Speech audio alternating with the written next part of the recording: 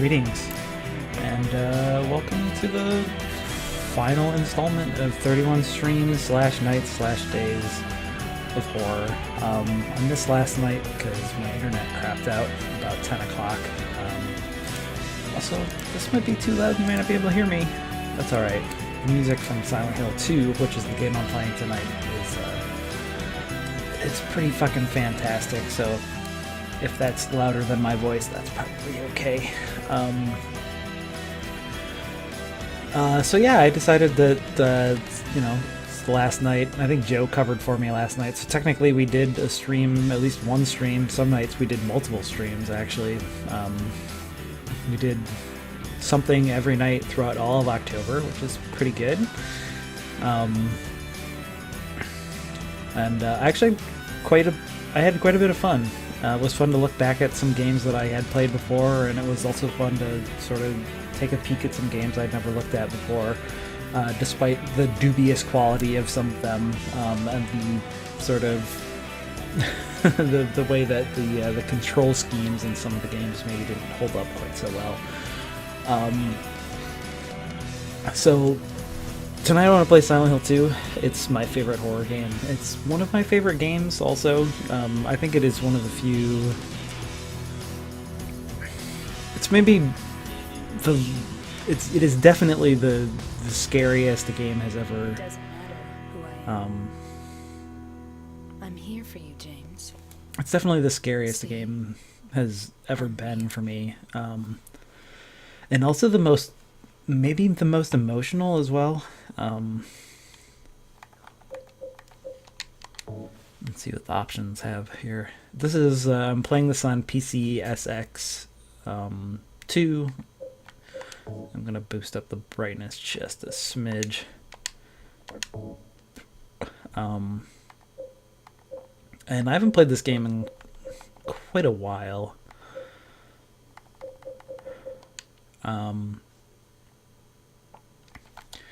Just because the first time I played this, I'm gonna play it on easy too, just so I can get through it. See how far I can get in about an hour or so. But the first time I played this game was about as complete and satisfying as an experience with a video game that I'd ever had.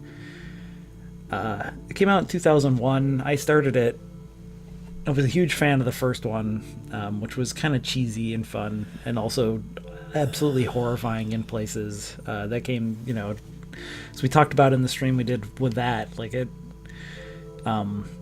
game rewrote the rule book for how horror games could be. It changed the way that the cinematography worked, and it changed the game in a lot of ways.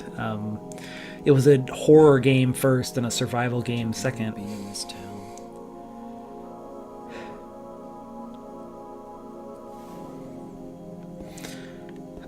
I don't have this set to any kind of special scaling or anything because supposedly it breaks some of the FMVs.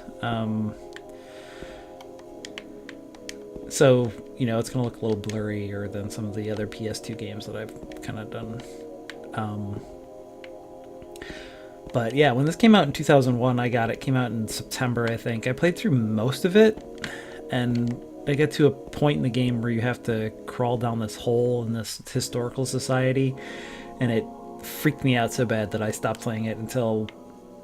I want to say it wasn't until the summer when I was on summer vacation, transitioning from high school to college, that I finally went back and finished it in daylight with the windows open. But the thing about this game is that... In my restless dreams, I'll wait until this narration's over. I see that town. Silent Hill. You promised you'd take me there again someday. But you never did. Well, I'm alone there now. In our special place. Waiting for you.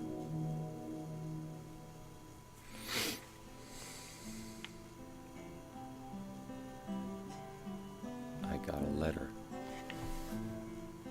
The name on the envelope said, Mary. My wife's name. It's ridiculous. Couldn't possibly be true. That's what I keep telling myself. A dead person can't write a letter. Mary died of that damn disease 3 years ago. So then, why am I looking for her? Our special place. What could she mean? This whole town was our special place. Does she mean the park on the lake? We spent the whole day there. Just the two of us, staring at the water. Could Mary really be there? Is she really alive?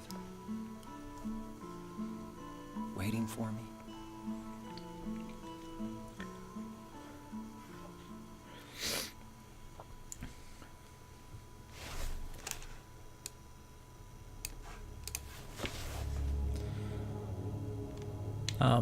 So anyway, like I was saying, the whole and the historical society is kind of like this game's, like, that's the crescendo of the game as a horror game. Once you get beyond that, there's some spooky monster fights in the hotel or whatever, but that's when the game transitions from being a survival horror game, as much as this game ever was that, and just becomes this weird melancholy, like, sad thing,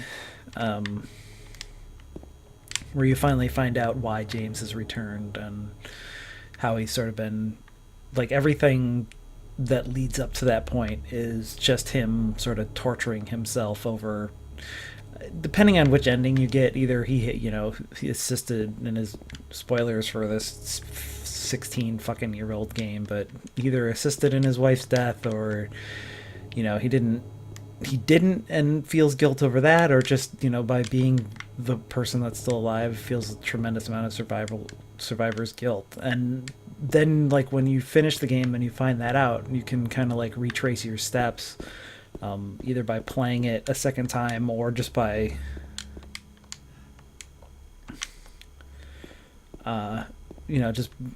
going back over everything that you did mentally, and you sort of put all the pieces together, like and I mean, the sexual frustration that comes in the form of the Maria character and the Pyramid Head, and the frustration with that, not being able to sort of move on and find love in other places, or being able to love yourself. And then like, you can also extend the metaphor even farther into the like the hospital where she died is filled with all these nurses, which James sees as enemies because of the bad news that they're delivering or whatever. So I also really like this game because it's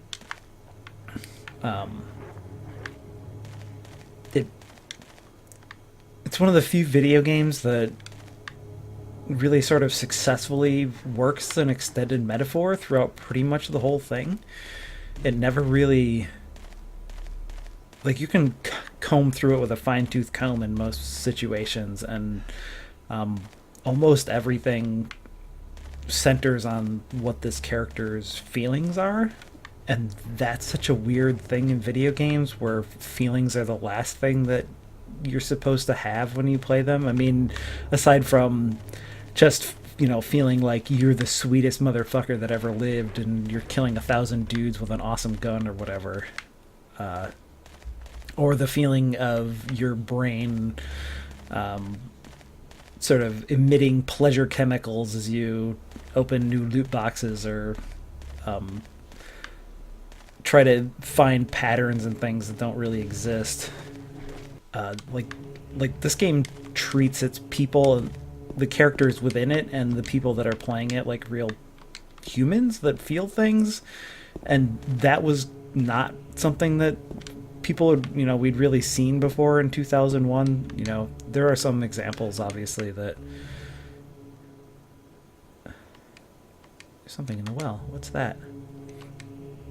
Gives me a weird feeling.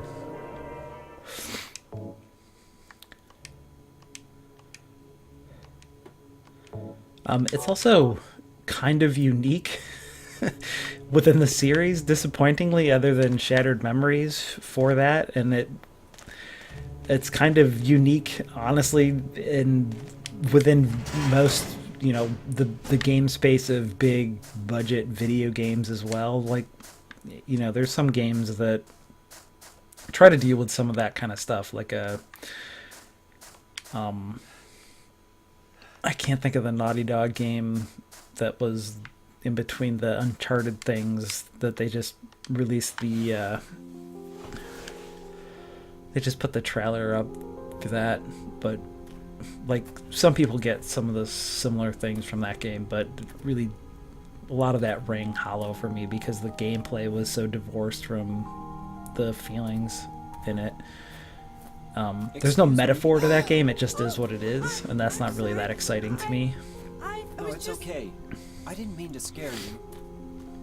I'm kind of lost. To watch this awkward cutscene. Lost? Yeah. I'm looking for Silent Hill. Is this the right way? Yeah. It's hard to see with this fog, but there's only the one road. You can't miss it. Thanks. But Yes? I think you'd better stay away.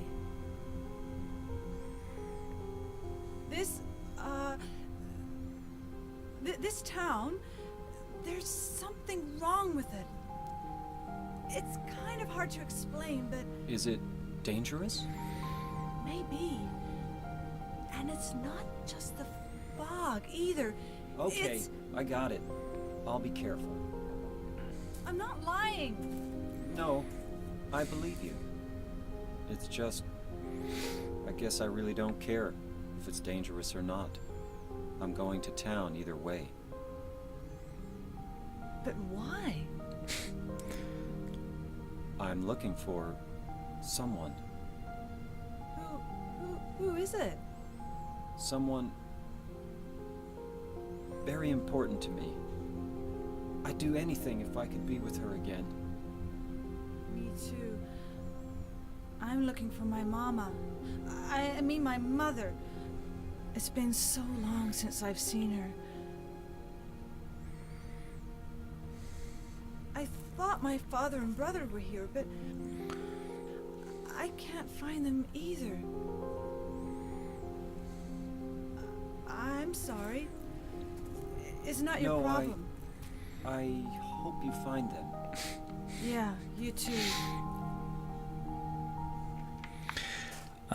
So Polygon has this new series with Pat Gill and Simone de Roquefort, where they kind of would say they lovingly mock some of the bad voice acting that has appeared in video games. They stand on a green screen and do they flap their lips and reenact the scenes wearing turtlenecks, like the Sprocket guys from Saturday Night Live or whatever. And I appreciate, like, they just did this game and that cutscene in particular, and I appreciate why that they chose that, because the dialogue is kind of awkward and the voice acting is awkward. But for me, like, that weird awkward dialogue and the weird awkward voice acting really kind of helps breathe life into these characters. It makes them seem much more believable than if the writing was what you would consider good, because people don't speak that articulately in most scenarios. People aren't that clever, and whoops, I went the wrong way coming out of that cemetery. But like you're in this place that you've got this weird letter from your dead wife, and there's this crazy fog that's not just like a normal fog, but like swirling, like it's like some kind of like swirling animal that has taken over the town, and you bump into somebody in a cemetery, and of course it's going to be a weird, awkward moment with a lot of pauses and stuttering because you don't know what to say and you don't know how to explain why you're there, and neither does the person you're talking to. And so I really like that scene. I think it really sets the mood for what this game is all about. Now, James's run animation is a little bit more difficult to defend. I mentioned this when we were playing the Silent Hill 4, but for whatever reason, the characters in these games have like weird torsos and weird arms. Did I run right around and go right back out the wrong way again? No, I'm going the right way now. And so I don't think that this game is, perfect by any means. I think that the combat is kind of shitty, and honestly, like the mood and the tone, the atmosphere, the fog itself really carries it, to the point where you probably didn't need to put combat in it in the first place. Although even the boss fights that you do end up having to do, Silent Hill Ranch. It's my least favorite salad dressing, Silent Hill Ranch. But even the boss fights that you end up having to fight sort of connect into that extended metaphor. In a lot of ways, this game reminds me of like both really good and also really cheesy horror movies. Like there's a pair of horror movies that I really love, that one is very serious and one is very cheesy and campy and silly, but they both sort of tackle the idea of PTSD. One is Jacob's Ladder and one is House. Weirdly enough, and if you've ever seen Jacob's Ladder, it's a very serious movie, and if you've ever seen House, you know that there's a giant crazy puppet that comes out of a closet and attacks somebody, and there's a kid that's like trapped in a weird mirror world. But both of those movies are really successful because they're these really great extended metaphors for how damaged these people are when they came back from Vietnam, and sort of how the trauma that they experienced sort of affected them. Like it tries to use this really, gory or, these weird hallucinations as a metaphor for the torment that they're going through. And both those movies are, I think, pretty successful in accomplishing that, although, like I said, to different degrees of seriousness. And this game, as this guy who's trying to get over the trauma of losing his wife and trying to like figure out how to move on with his life, or even trying to figure out if that's something that he actually wants. I feel like the imagery and the theme and like I said, the awkward dialogue and all that stuff sort of feeds into the theme of that, and also the monster designs and just everything in general. Like the whole game has this really great synergistic effect with the theme that it's about, and even today, when it seems like we should know better, like 16 years later, it's really difficult to find games that manage to pull that off.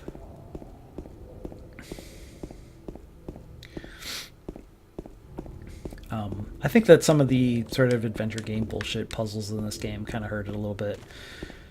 I also think that like I said, the combat just isn't that great. Like you could very easily have done the same thing and just taken combat out and lessened the number of encounters that you came across, and would be basically just as effective. There's really no upside to the combat even existing in this game. And also, this game is a weird outlier in the Silent Hill series, which I think Joe and I definitely talked about when we played the first Silent Hill and when I played Silent Hill 4.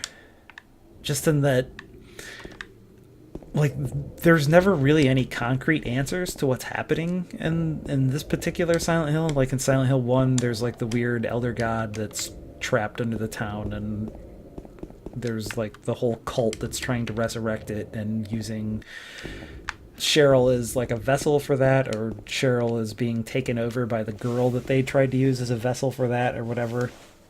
And the third one is like the continuation of that plot, and the fourth one is this weird serial killer murder ritual thing that tries to justify all the weird thing that's happening via like it's some newspaper clippings that you find in this game, I think, about this serial killer that was murdered like 21 people as part of a ritual to become immortal. And so in the fourth game, you're trying to stop that, when that game like has this, you know, like has access to this broader theme of like I said, isolation or depression or whatever. And the first theme has themes, the first game has themes of losing a child, and the fourth or the fifth game, I think, was Silent Hill Homecoming, which is the one that would have benefited from being more like Jacob's Ladder or House, like a game that's about PTSD, a game that's about something else. And that game ended up being about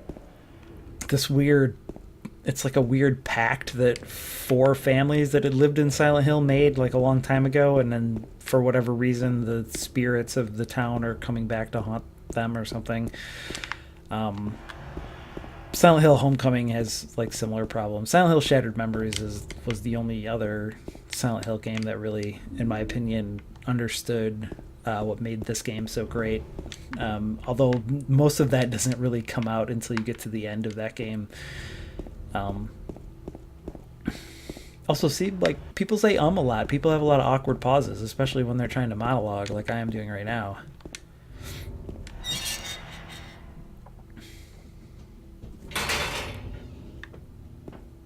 Save point. Should be another health drink here. I think I have to find a fence with a broken board in it. I don't really remember what I'm supposed to do. I know I have to try and find my way to the apartment buildings, and that's where things sort of finally start to kick off. Although the game really doesn't get interesting until you get into the hospital. Although you do encounter Pyramid Head for the first time in the apartment, at that point it's still kind of up in the air what the game is actually about. Like, the Pyramid Head character doesn't really make sense until you come across, I think there's a portrait in the Historical Society that sort of alludes to that being a thing that James is conjuring from a piece of art that he saw to sort of torture him for his guilt that he feels. And I think that Pyramid Head is sort of emblematic of a lot of the problems that I have with the series in general and where it went after this entry. Just because,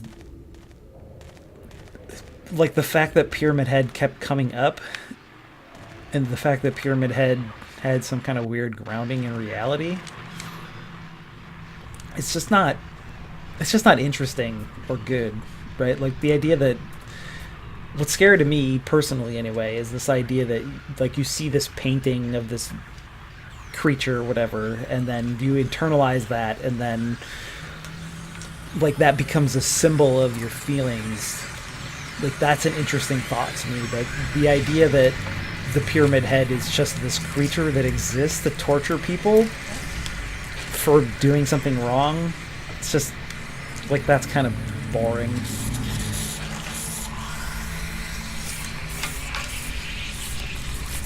And it's also, it detaches the horror from reality in a way that I don't really like. I don't know how much more of this I'm going to play.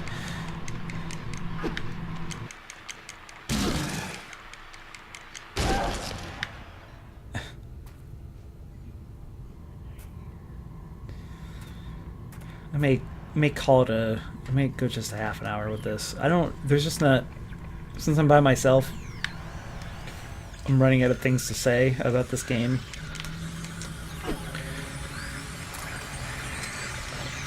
and horror in general, but just I really like when horror, whatever, sort of works as an extended metaphor.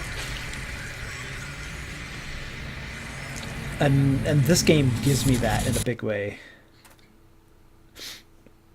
I think now there'll be more. Yeah. Oh yeah. This thing broken?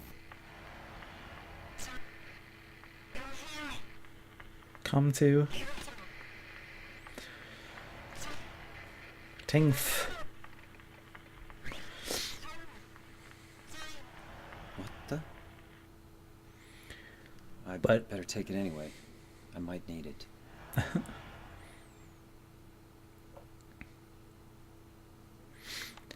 But anyway, I've always really liked the idea of Silent Hill as this just sort of representation of like this external representation of people's internal feelings, and as the series sort of, I don't even want to say got away from that, but just sort of when it became apparent that the series was not about that, even though I sort of hoped that it was, I just became less and less interested in it.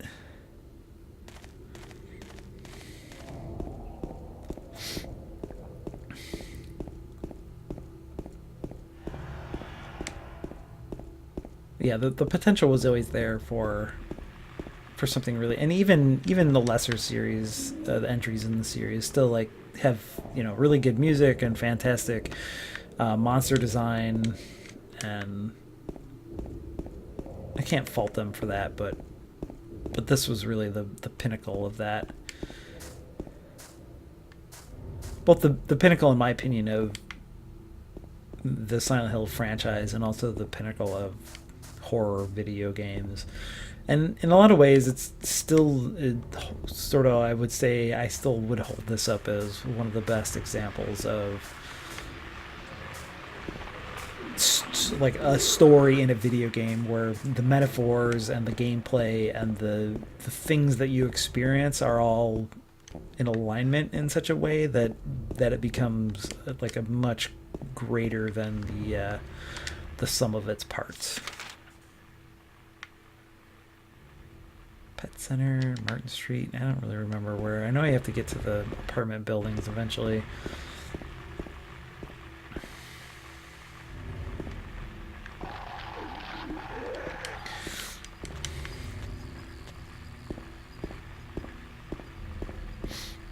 I think I talked about this when I played Silent Hill 1, but I still think that the using the radio as like a thing that gives you an indication of the proximity of enemies and also the sort of the types of enemies that you're about to face is really brilliant.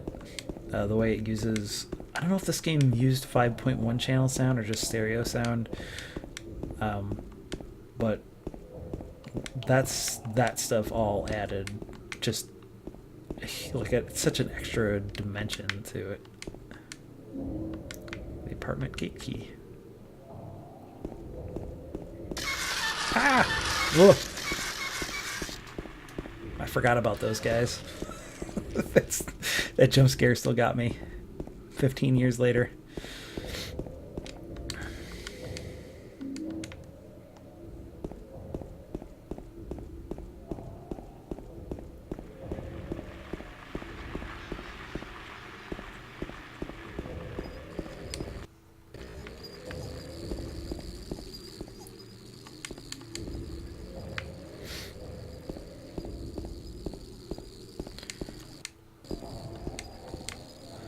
Big J's. I had a friend in high school that we called Big J. We had a lot of fun with that. Actually, I mean, we just mentioned it like 2 times and then forgot about it, but still.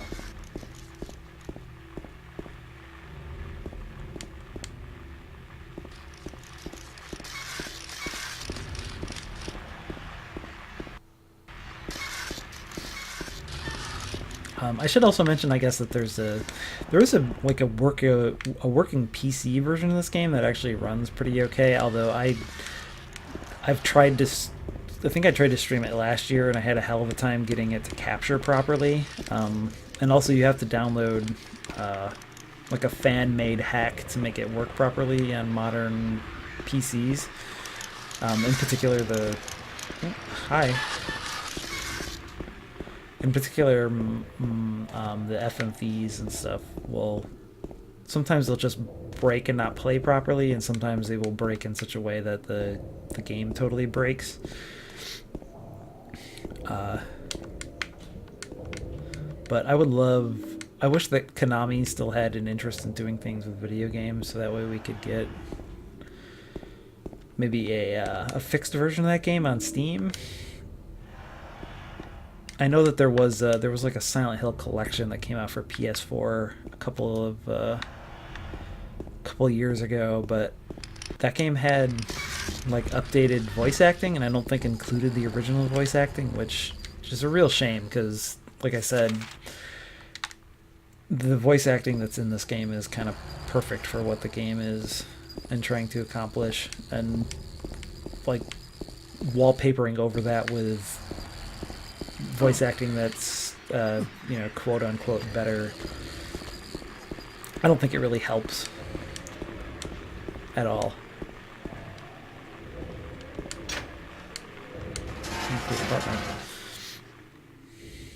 I don't know if I can get through here or not yet.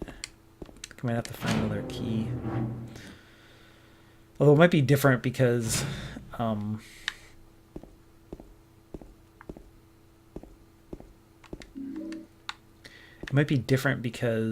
put it on easy. I don't know. I don't remember exactly how this all worked. Like I said, it's probably been, I played through this game a second time like 5 years after it came out, because there was a long period in the early 2000s where I wasn't really playing video games at all. I didn't really make the transition from PlayStation 2 to Xbox 360 until 2008, I want to say. I really wasn't playing PC games anymore either.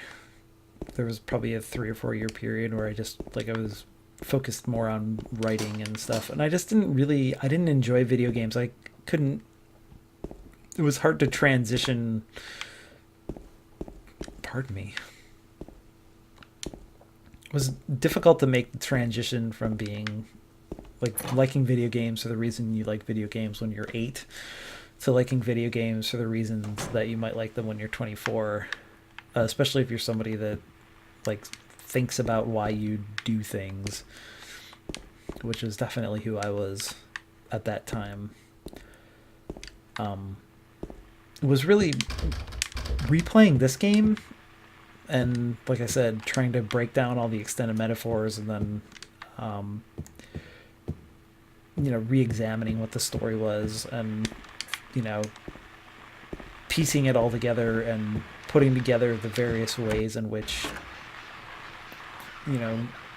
like I said, the game can have a theme and then build on that theme in terms of the actions that you take and the art direction and the sound and the story and all that stuff. There's a flashlight. That stuff all really helped.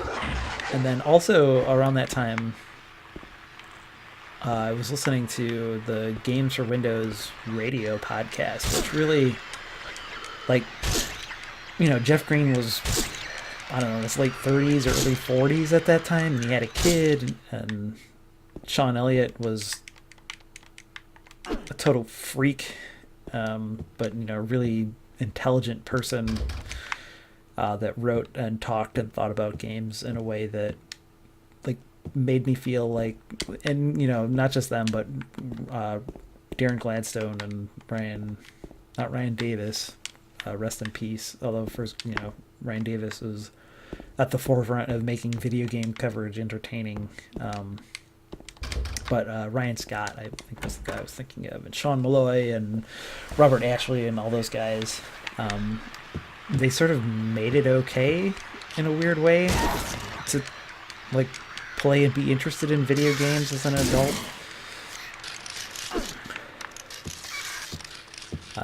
Especially when they reorganized the GFW or the CGW/GFW magazine to be something that sort of eschewed old school video game reviews for something that attempted at least to, for pieces that at least attempted to sort of take into account like a broader view of what games were to more people, or just what a new game meant in the conversation about video games. In particular, their Oblivion review is really great. Was a really great piece that it came out after all the other reviews came out, and there was no score, and people freaked out because of that. But the review was more about what other reviews were saying about the game, and we're trying How to. I know what to think of a video game if there's not a number attached Hey, to it's it. Joe. Happy Halloween! You showed up just in time because I was just about to shut this down as I was just rambling about Games for Windows Radio. And how that and this game in particular are probably the only two things that made me interested in video games in my early 20s.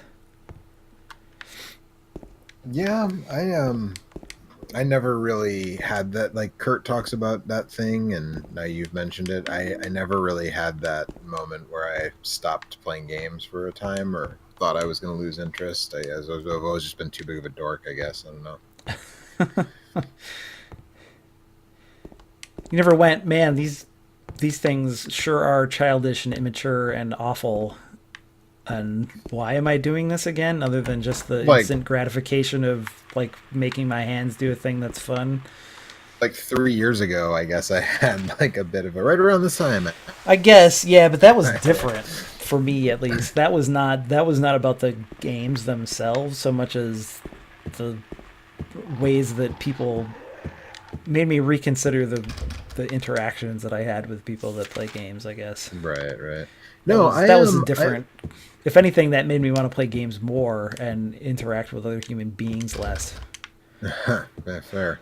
No, my relationship with games has always sort of been the same in that it's there are definitely people and it's always easy to spot them. I feel like when you see certain conversations online, almost sort of goes back to the thing we were just talking about, I guess. But my relationship with games has always been they're one of the things that I like to do. Yeah. But I've always read quite a bit. Actually, I just in the last couple of years I was shitty at reading, and now I've been getting back into reading. I've read like 5 or 6 books this year. Yeah. I'm reading Dracula right now. Like, not right now, but like, right now. Yeah, we talked about that when we played Dracula Resurrection, I think was the name of that game. Yeah. That was a bad game. Yeah, but right. Are you interested in so I've always read or plays whatever, right, and gone to shows and listened to music. You're an actor and films wrestled and right. Yeah, so it was never like games were so it was always like, for me, games have always primarily been about mechanics and gameplay, and I think that what kind of games I like and what kind of games I don't like, so I think it probably people who know me and my taste in games, like, that's not exactly a revelation for me to be like, games are about systems and gameplay. The core of your point is that games have just been a part of a thing that you liked and not a core to your identity, which is a huge problem that we've seen on the internet, or say even in the last. I mean, it's always been a problem, but we've seen it become a really big fucking problem in the last few years. It got toxic in a really bad way in the last couple of years. Yeah, but even just people as were far as completely unable to separate themselves from their identity as someone that played video games became impossible for them to separate from what people were saying about the games that they liked, or even about what people were saying about them liking games in the first place, or even people that just made games that didn't fit into a certain subcategory that they were used to. Right, exactly. And I think but even just to what you were saying about like, you never were like, these are kind of Henry, dumb, Mildred, and Scott. What do you think that means? Hour, minute, and second, maybe? I put the puzzles on easy, so I don't remember if this is different in I think it gets a little harder, yeah. But even what you were saying about you thinking the games were kind of silly and immature, and I mean, I did think that, but I also just enjoy playing games, so it never was like I've never been like when there are people who are like, and I'm not judging necessarily. I'm just I've always found it strange when people are like, for example, like, oh, I cried when Eris died. And I'm like, I didn't bat a fucking eyelash when Eris died. Spoilers for Final Fantasy VII. I didn't bat an eyelash when Eris died. I mean, I didn't, what I mean? Like, that's not why, the games have never, I've never had that relationship. Such bad writing, though. I didn't cry when Eris died really either because the writing was awful in that video game. But I mean, I've never had that sort of emotional relationship with it that I can really think of. Yeah, I definitely did with this game for sure, and Shadow of the Colossus also. This game chilled me, but I don't know that I. It's really for me. It's like it's very scary up until, like I said, you weren't here, but I was talking about. So you get to the point in the game where you go through the historical society in the hole, and then you go. From there, you go into the... Is this the door I want? I want the next one. You go from there into the prison, and then once you break through the prison, like, the game kind of stops being a horror game, and it just becomes really melancholy and sad for the most part. Like, there's a little bit of...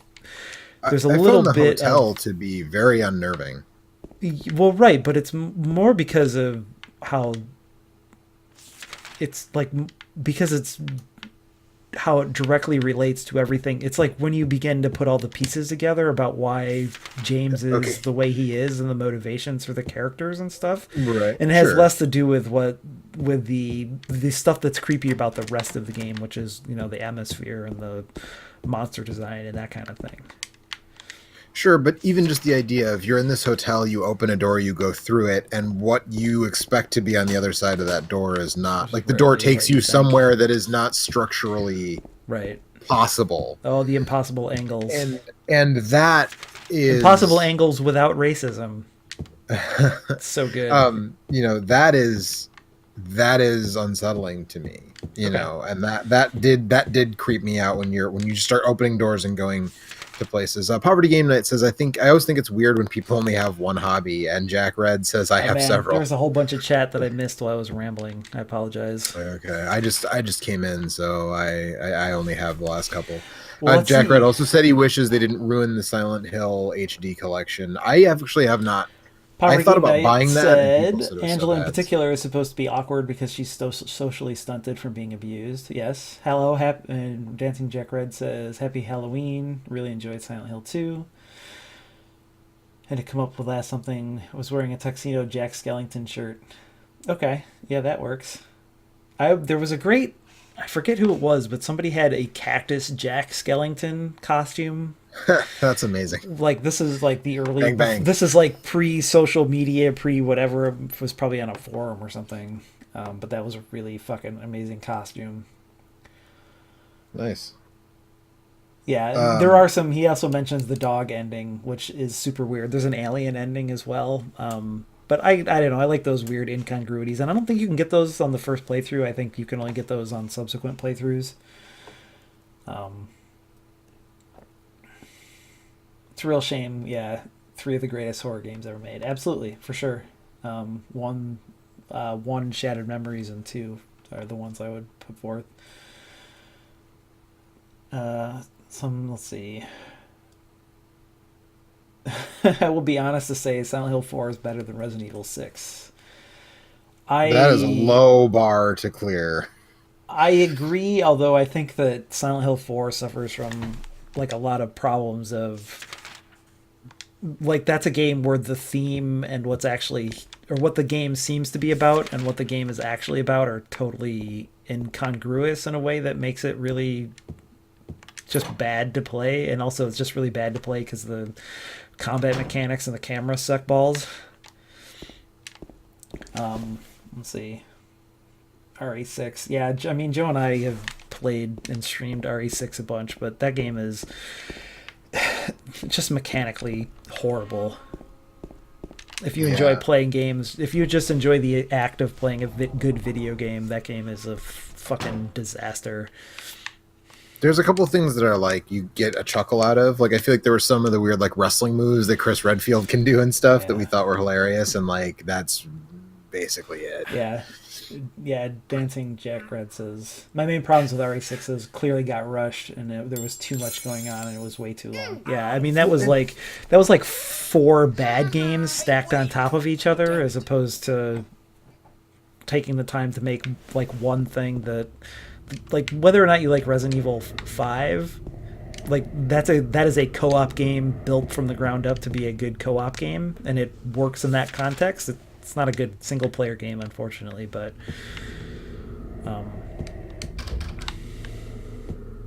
Yeah, you said it, brother. but Resident Evil 6 is, yeah, it's like the design for that game is just bad. And yeah, and as you said, Power Game Night, I said it as we were talking about, it's weird when people only have one hobby. I mean, that's there are okay people if who- people only have one hobby. The problem really is when that hobby is also your only identity as a person. It defines your Right. identity. But I think that's a byproduct of it being the only thing, right? Like, Yeah. I think what happens, and I mean, this is me playing, armchair sociologist, I guess, but like, And you're what I not a think happens- psychologist, so who knows? No. But I think what happens is Shopping people cart. play games and they don't, if they're not socially adept, they don't make friends with people, and They only end make up friends making with other people on that the play internet. games. Yeah. And when they do that, in some cases they end up gravitating towards other toxic people, and it turns into a really bad scene. Now that's not always the case. I mean, you and I met on an internet video game forum, along with several of our friends. Like, I don't know how many people are watching this or how many people know this, but like you, Anthony, Alex, Kurt, Mike, Coffee. Kurt, Mike, Coffee, like we all met on a forum. The same, we Right. none of us knew each other outside of any of that, and so I mean but Right. I mean, some, the other thing is, sometimes it that can definitely go seems poorly. like a It doesn't thing. always work out as well as it did for us. Definitely seems like a thing that happens more in video games than other media as well, just because of. Apparently, because- comic books are having this Oh, problem. do they? Okay. too. I was gonna say because it's like video games demand a lot more of your time and attention than most other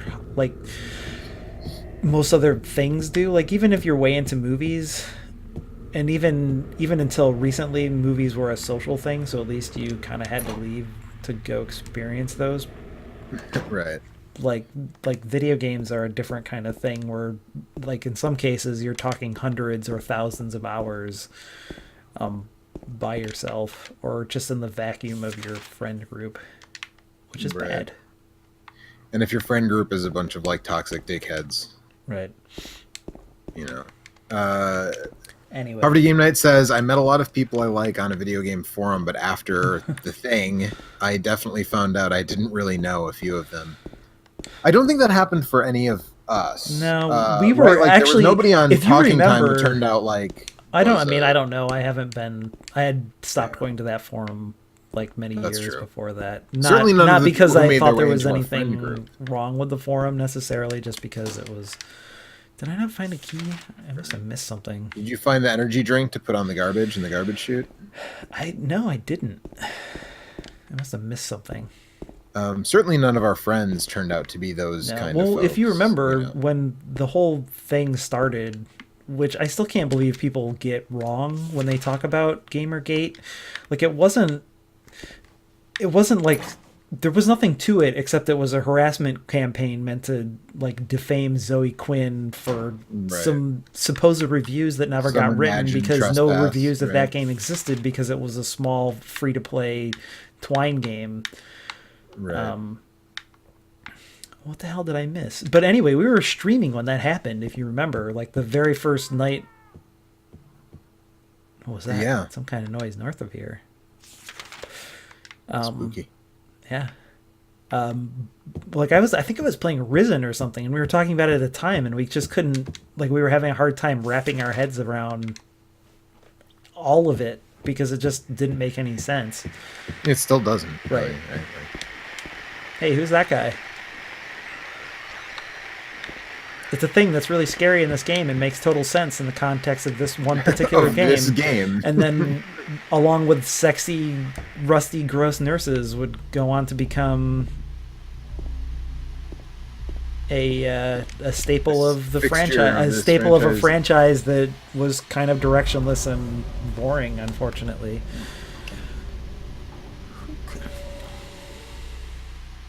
Yeah, that is unfortunate.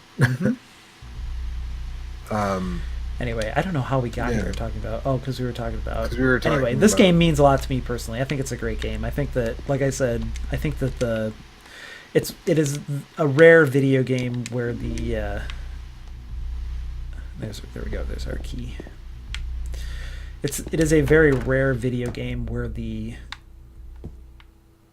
story, the theme of the game, sort of dovetails just perfectly with the aesthetics and the gameplay of the game,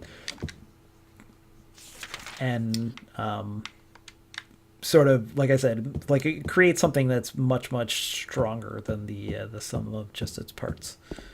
Yeah. Poverty Game, it says, have you guys ever watched the second Silent Hill movie? Man, I the have things they not. do with Pyramid Head. No, I no, steered clear of that one. Definitely Alright. steered clear of that one. Okay, I want to go this way. Yeah, no, I watched, so the first Silent Hill movie I went and saw was one of the it was one of like the defining shitty theater experiences for me. Oh, yeah? Because there was a couple of assholes. There was like some dude who like had just like taken a shower in Axe body spray, and also this is like right around the time where cell phones were becoming a thing. So this guy that smelled like a fucking like Douchebag. like a guy that smelled like a bottle of Axe body spray had exploded in the theater. Is also was on his talking phone others. the whole fucking time, sending text messages, and so it's like you're trying to get into the experience of the scary movie with this really great imagery, which that movie does have some really great imagery through large sections of it, but just like you're being constantly reminded and that you're in a space with a bunch of shitty normal people instead of in this weird scary town. And like I said, that was like one of the last times I decided, like, if this is what movie theaters are going to be like going forward, then I don't have that much interest in attending them anymore. And paying whatever. Right. however I'm not going to much pay the money to go and sit in the theater so some asshole can talk on his phone the whole time. money. Yep. Yeah, that's Things are getting creepy. Poverty Game Night says it is probably the worst movie I've seen in theaters. It also is the only movie I've seen in 3D, which is how I discovered that modern 3D movie tech makes my eyes water. I'm probably the only person to cry at that movie. I'll tell you what, yeah. this game has made me cry on several occasions, but probably not for the same reasons that movie Not made because me your cry. eyes were hurting. Yeah. Yeah, I 3D. The thing about 3D, I was talking to a coworker today about this. The only, I've never the seen only a movie in 3D, so well, when it's a schlocky horror movie that plays into the gimmick, Right, and you're like I wearing like blue it and because it's red fun paper and self-aware. Or even, I mean, even I forgot what they call it when it's not, polarized 3D glasses, Yeah. even. But like House of Wax with Vincent Price is like a totally serviceable film, even without the 3D. But there's some really amazingly dumb shit in there just because it's in 3D. That I just absolutely love, but it's like it's self-aware and like stuff like Friday the 13th Part 3D, which I've seen numerous times in 3D and is like really has to be seen that way, because anytime they can point something directly at the camera lens in that movie, they do it just constantly. yeah. Because I it's really that like kind of this, movie, looking right? back Like, at this scene here. Like, this is one of the many times you are confronted by the idea of suicide in this game. And it's one of those things that doesn't really make sense until you actually play through the whole game and re-examine it on like either subsequent playthroughs or what the hell is this? I forget what time this is supposed to be. You have to look at the diagram. Hour is, what's that, 8 o'clock? 9 o'clock? Yeah, I don't remember. 9:05-ish, Something. 9:10. And the second's at 3 o'clock, I guess. 9:05:03.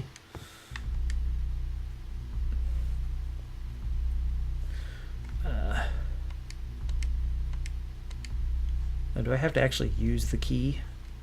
Come on, old video game. Don't make me do this.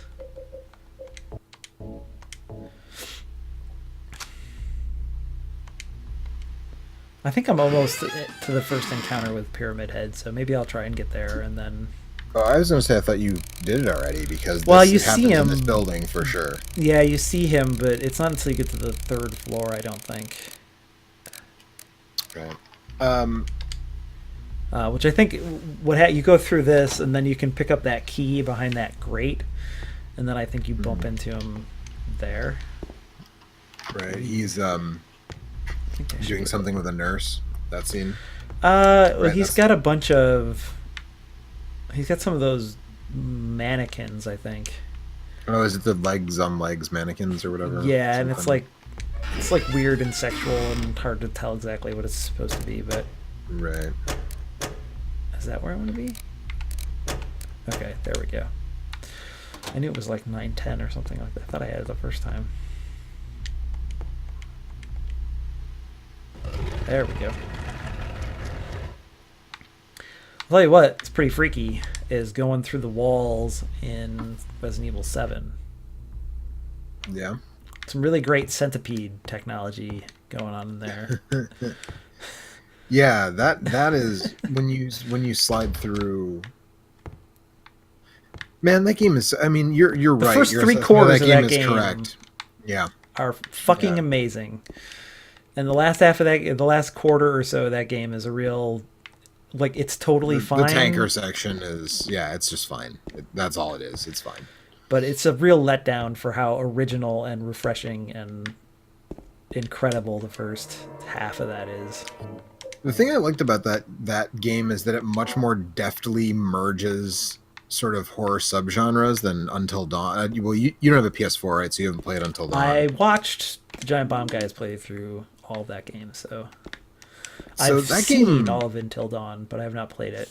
Okay, so I played it, and I just felt like it really wanted to make too many horror references. Like, it wanted Yeah. to be too many things. It couldn't pick a thing, and it's like, it comes off as dissonant, right? Because it's like, oh, well, it just so happens that your friend has lured you here and it's sort of a slasher, and it's sort of Saw, and it's sort of April Fool's Day, which is actually a reference I really appreciate Right. because I fucking love that movie.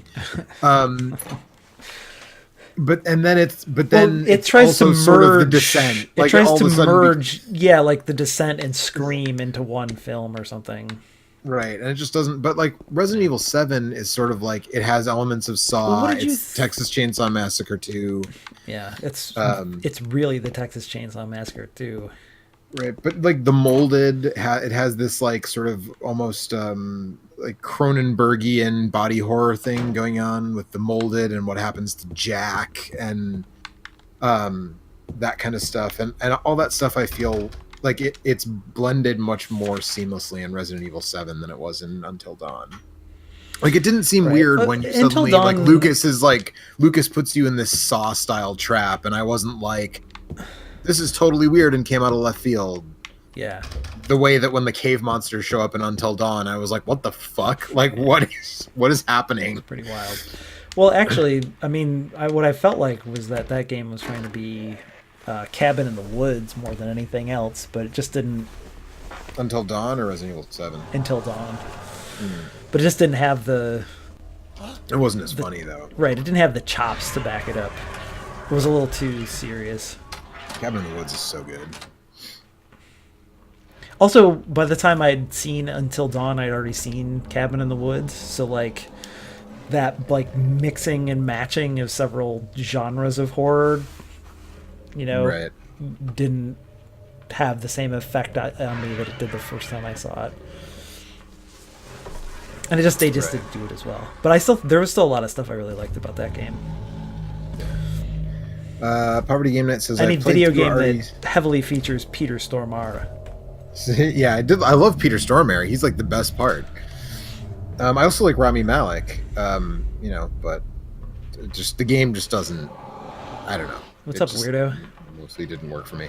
Poverty Game Night says I played through RE7 for the first time this month. I really liked it. The only thing that bugged me about the tanker section is that it takes your inventory away. Then there's a long videotape that restarts your inventory again.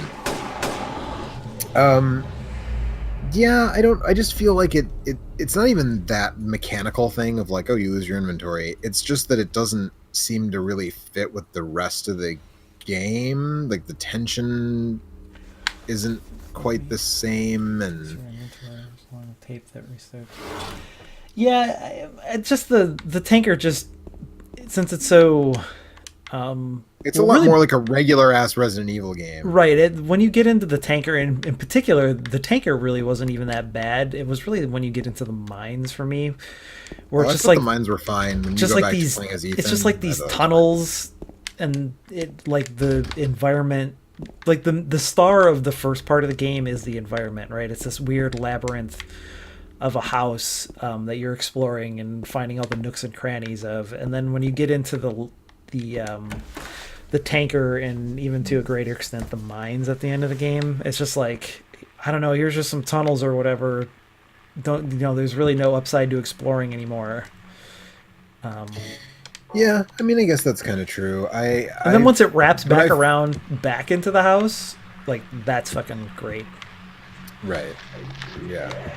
Yeah, but I mean, definitely the house, and then the guest house, and then Lucas's like section of things, and all of that up until you fight Jack as a monster. Like that stuff is fucking A+. Yep.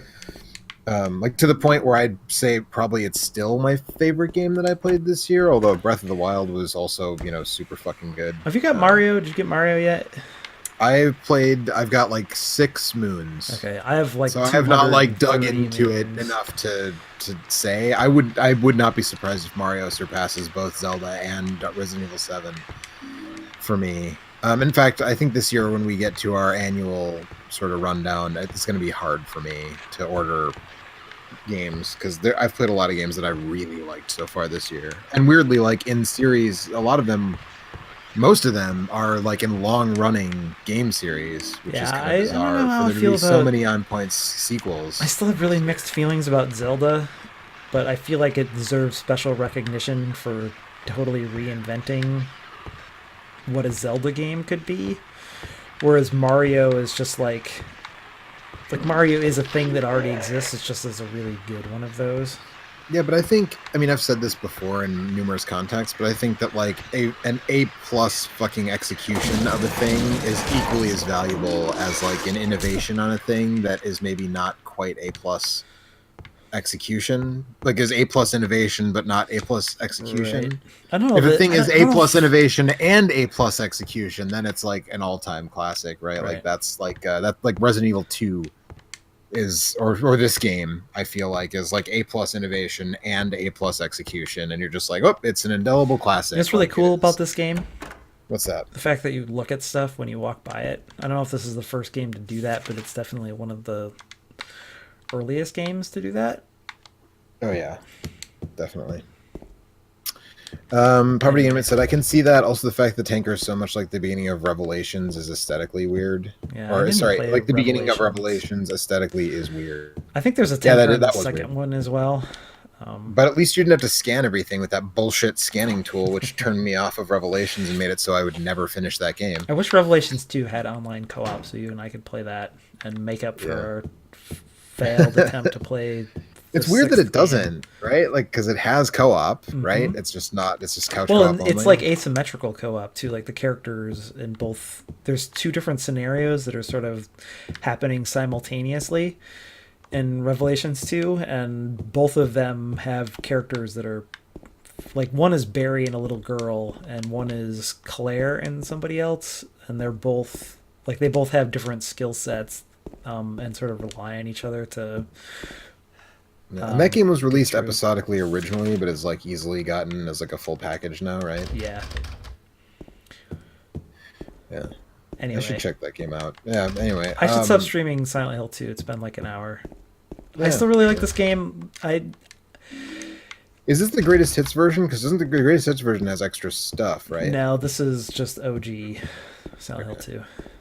This is I the only had one the I've ever black played. box Supposedly version. the Xbox version is like the definitive version of Silent Hill 2. See, I thought the greatest hits version was the same as the Xbox Mm, Restless Dreams version. I think Restless Dreams has more stuff in it than the other one does. I don't know. Let me look it up real quick. I'm looking. I'm on it. They might be the same thing. I don't know. Let's see here. But this is the version I had, and The greatest hits version adds an extra ending along with the Born from a Wish side story scenario. I think I have to go back through the clock room. Oh yeah, I just got the Silent Hill cans. 2 Restless Dreams has the same. This game also, I guess the first one started that, but the thing where you're in a place with 1,000,000 doors and you check them all and you end up with a map with 1,000 red squiggly lines on it Yeah, right. Yeah. is also. So apparently the PC version is like. The PC version runs at 1600 by 1200 resolution. Yeah, the PC version. I talked. Maybe you weren't here when I was talking about that, but I have I that, definitely wasn't. and Apparently it's buggy though. there's like a fan patch that fixes a lot of the bugs. One in particular, like there's one that just like the FMVs just break sometimes. Great. But there's a fan patch that fixes all that stuff. And it runs fine, but I tried to capture it last year, and for whatever reason, it did not capture well. Like regardless if I did window or it doesn't run in a window at all, I don't think. And doing game cap, the only way I could have done it was monitor capture, which is a pain in the ass to work with. So this thing that I'm looking at says that this greatest hits version and Restless Dreams for the Xbox are the same. They have the Same same stuff. Okay. They're the preferred way unless you have the wherewithal to get the PC version to run not badly.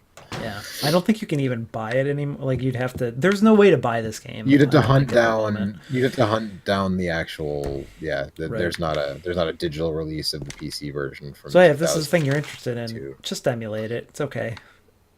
Until Konami At this gives you a point, way may to as pay. well. Like, I definitely like.